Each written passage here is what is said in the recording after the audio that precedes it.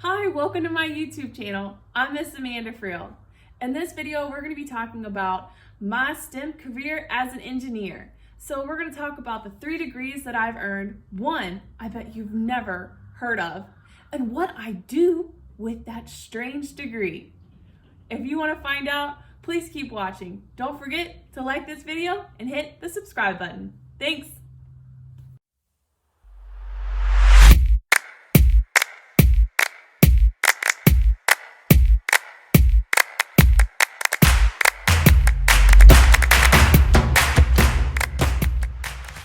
My degree, I have a couple degrees. Can I get a drum roll, please? I have an associate's in natural science, I have a bachelor's in plastics engineering, and I have a master's in material science and engineering. That's all? So, a lot of people ask me, why did you choose plastics or why did you choose materials? And I'll be honest with you, growing up, I really struggled with English, but I was excellent in math and science. And I always won the art award. So I've always had this very creative side to me, and I've always been passionate about math and science. And I didn't know that I wanted to become an engineer. And it wasn't until my second year of college that I was actually approached by the College of Engineering, and they said, we think that the plastics program would be perfect for you. And I was like, what in the world is plastics engineering? Plastics? Huh? And I'll be quite frank, I knew I wanted to do something in math and science and STEM related, but I knew pharmacy school wasn't for me, and I knew that being a nurse wasn't for me. And I really wanted something that had a lot more of a mathematics emphasis. And I went ahead and I took a leap of faith, and it was the best decision I ever made. And so, okay, well, what is a plastics engineer? Well, it's not plastic surgery, which I get asked a lot about. It's actually materials. It's like getting a degree in material science, but only focusing on the plastics technology. And so there's a variety of ways to actually make a plastic part. And there's 3D printing, there's injection molding, there's blow injection molding, there's extrusion, there's a recycling aspect. There's all different ways that we can make plastics. And so that is what I studied, is understanding the manufacturing side, as well as understanding the material selection and what's best for application. So there are hundreds and thousands, and I don't know, maybe not, there might be millions of different types of plastics.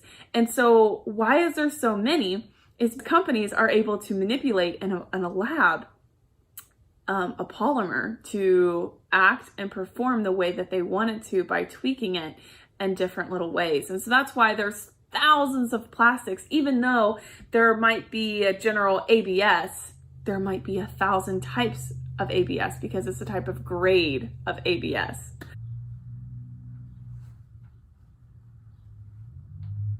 So that might be a little bit more complicated, but that's just kind of from a high level overview. And that's actually what I was most excited about and passionate about in college, was understanding and selecting the material aspect for a product. And so that's why I went on to get my master's in material science and engineering, which is more of a focus on the molecular level and the organic chemistry side, and understanding why that ABS is going to react differently than a polystyrene.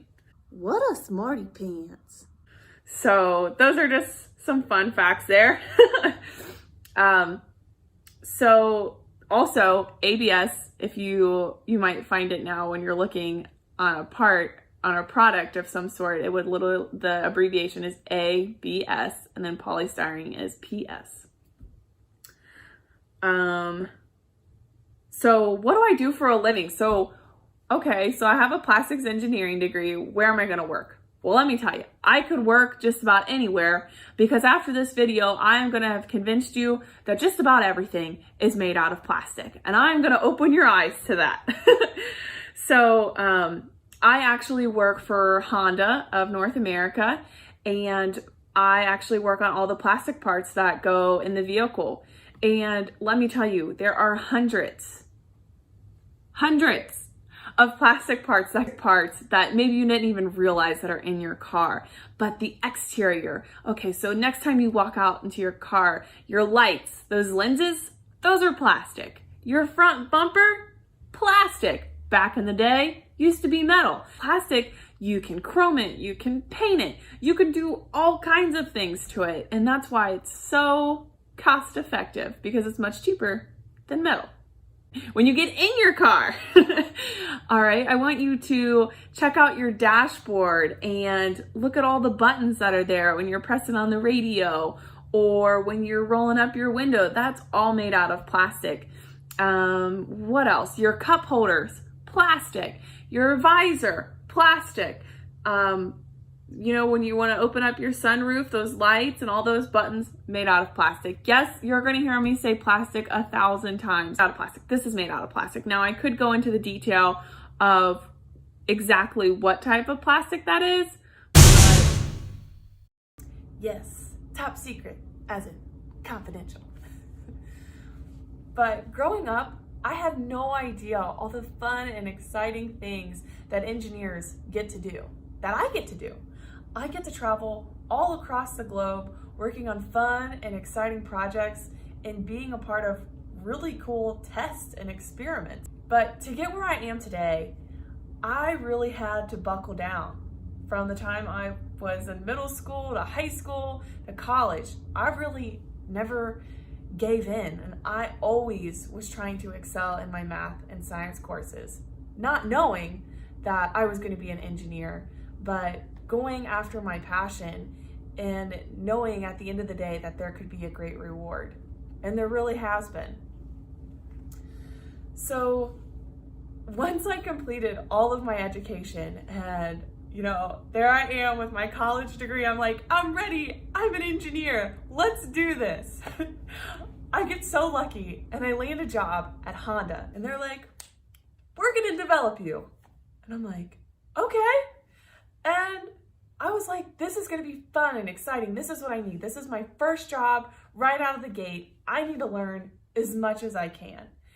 And I was very, very, very lucky for that opportunity and to work for a company that saw the potential in me and really was looking long term and didn't just throw me into a position. And because what that would have done is that really would have funneled me into a certain position that I would have been hard to get out of maybe 3 to 5 years from then if I wanted to transfer. So what they did is they wanted to develop me as much as they could. And so what that meant was going plant side. And what do I mean by going plant side? I mean getting down and dirty and working in a manufacturing site. One place that I knew wasn't for me long term, but I knew that if I wanted to be a good engineer, I needed to learn how a part was made on the manufacturing floor. And so that meant no hair and makeup looking nice. This meant I was coming home with oil and grease, wearing steel-toed boots and safety glasses. But after that year was completed, I had learned so much. I learned more than I could have even expected. It's like that saying, you don't know what you don't know until you know. And I still don't know everything. So I have now been working at Honda for almost 2 years. And just when you think that you've got it figured out, you realize there's so much more to learn. And that is another thing about engineering, is that engineering is always about thinking about the future and how we can improve what we are already doing. And so if you want a job that is challenging, that gives you that opportunity to travel across the world, or if you like getting down and dirty and working in a manufacturing site and being hands-on, there's an engineering job for that. Or if you're somebody that likes being on the computer and working on 3D models, there's an engineering position for that. If you're somebody that has great communication skills, maybe you want to be a sales engineer or work in purchasing, or maybe you want to be a college professor. There are so many different avenues that you can go with engineering. Well, in closing, I hope that I was able to open your eyes to what it's like to be an engineer in industry, or at least in the automotive industry, because that's mainly been my experience. I have had other co-ops like at Johnson & Johnson working for Ethicon Endosurgery, which is like medical surgical devices. So again, there are so many different avenues that you can go with engineering. So if you have questions, please comment below. I would love to answer them and maybe even make another video answering all of your questions. So again, thank you so much for watching. Please like this video and hit the subscribe button. Thanks. Yep. That's all, folks.